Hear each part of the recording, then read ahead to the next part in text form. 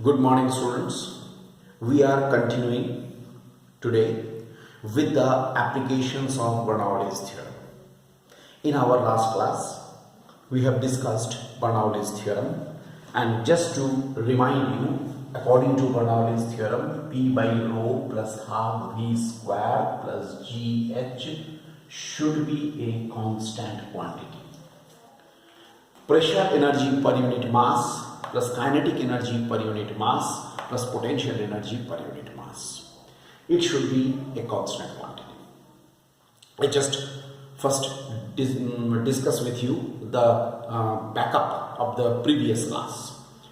In the previous class, one more thing we have discussed, that is first application, speed of a flux. Speed of a flux we have discussed, V is directly proportional to root H. Speed of a flux, what is a flux? I have told you, and speed of a flux V is directly proportional to the square root of the height of the level free surface from the orifice, from the hole, from the outlet from which the water is coming out, right? Square root of that height. This is also known as Torricelli's theorem. This is also known as the Torricelli's theorem. So Torricelli's theorem is V is directly proportional to root over of H. These things we have already discussed. Our today's discussion is the Venturi meter. A very important discussion. Venturi meter. Venturi meter is a tube of the varied cross section. It's a horizontal tube. It is a tube of the varied cross section, right? Here is one cross section, here the tube is tapering, and after that again the cross sectional area of the tube is becoming greater. Suppose a liquid, obviously non-viscous liquid, according to Bernoulli's theorem. Bernoulli's theorem is applicable only in case of the non-viscous liquids. So suppose a non-viscous liquid is flowing through this tube, okay, non-viscous liquid is flowing through this tube. Then I want to discuss here, if a non-viscous liquid is flowing through it, okay, then how to find out the rate of volume flow? What I want to find out? I want to find out the rate of volume flow. Alright, I want to discuss, or I want to find out the rate of volume flow. Clear?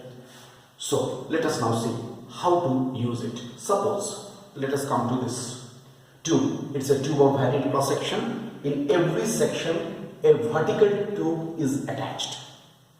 Here is a vertical tube. This vertical tube is known as the manometer. With the help of the manometer, we can find out the pressure in these limbs. This is one limb, this is the another limb. You know, this is called a limb. Limb means part. In this limb, here with the help of this manometer tube, I can find out the pressure with the help of this manometer tube up to whatever level the water will be rising. Suppose the water is flowing through this. Let us consider the streamline flow of water through this tube. Fine? Streamline flow. So water is having a streamline flow through this tube. And this is a zero level from where the height should be measured. This is the axis, horizontal axis. Tube is horizontal, so axis is also horizontal. So if I consider a point A in this limb, the left limb, in the middle limb, I am considering point B. Obviously, both the points will be at the same height. Then, using Bernoulli's theorem, okay, I write using Bernoulli's theorem,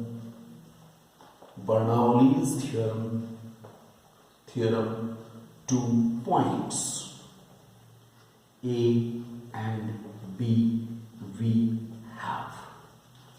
What we have? If I consider the pressure in this limb is P1, area of cross section of this limb is A1, and speed of the liquid in this limb is V1, and P2, A2 and V2 are those in this middle limb. Then what we can say, P1 by rho plus half V1 square plus GH according to Bernoulli's theorem. That should be equal to P2 by rho plus half V2 square plus GH. GH will be the same in both the limbs. That's why GH and GH get cancelled.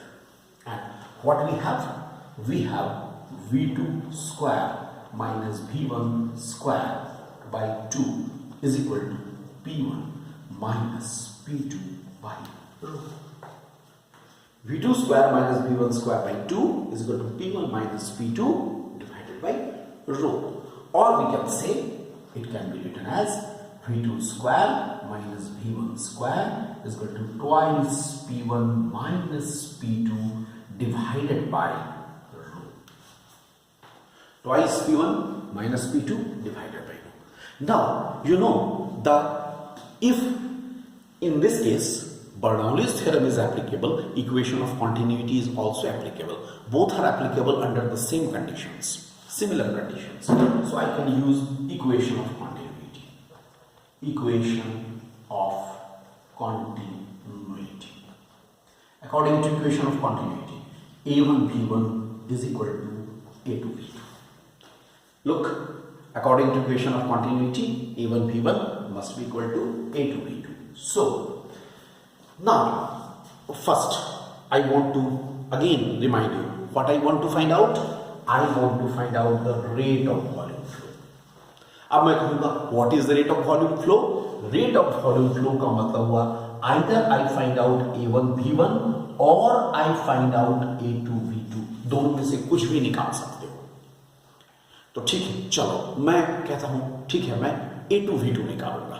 तो अगर मैं A2 V2 निकालना चाहता हूं तो मैं यहां से V1 को एलिमिनेट करके V2 का वैल्यू निकाल लूंगा.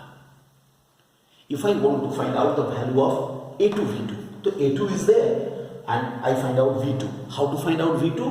From this expression by eliminating V1. तो यहां से एलिमिनेट करो V1 को.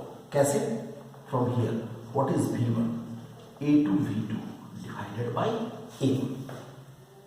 So we have V2 square as usual minus A2 square V2 square by A1 square is equal to twice P1 minus P2 by rho. I can write it like this, no problem. Okay, I just remove it.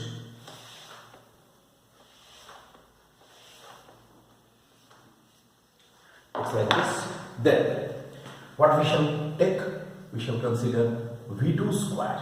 Then it will be A1 square minus A2 square divided by A1 square is equal to twice P1 minus P2 by rho.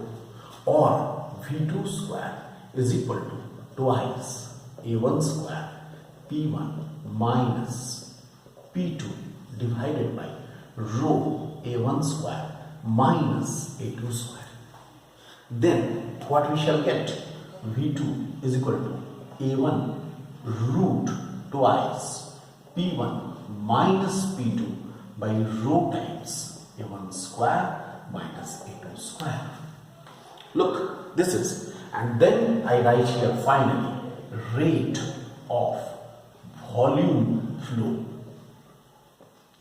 will be, इसका symbol होता है, its symbol rate of volume flow has a symbol capital V. How much it is? It is A2 V2.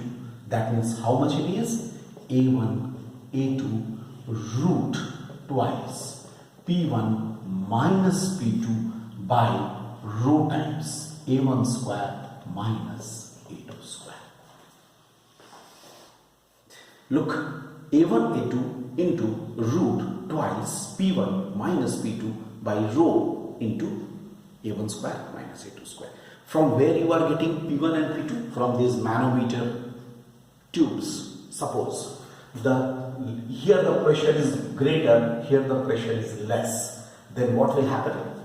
यहाँ पर pressure ज़्यादा होगा, यहाँ पर pressure ज़्यादा होगा. यहाँ से देखो प्रेशर इस केस में here the pressure will be less because V1 will be pressure will be more in the limb A, left limb में प्रेशर ज्यादा होगा। इस इक्वेशन के अनुसार तुम देखो, इक्वेशन ऑफ कॉन्टिन्यूटी से क्रॉस सेक्शनल एरिया किसका कम है इन दोनों में, इसका क्रॉस सेक्शनल एरिया कम है, V2 will be more here, so V1 will be less here, तो pressure will be more, here is the greater pressure।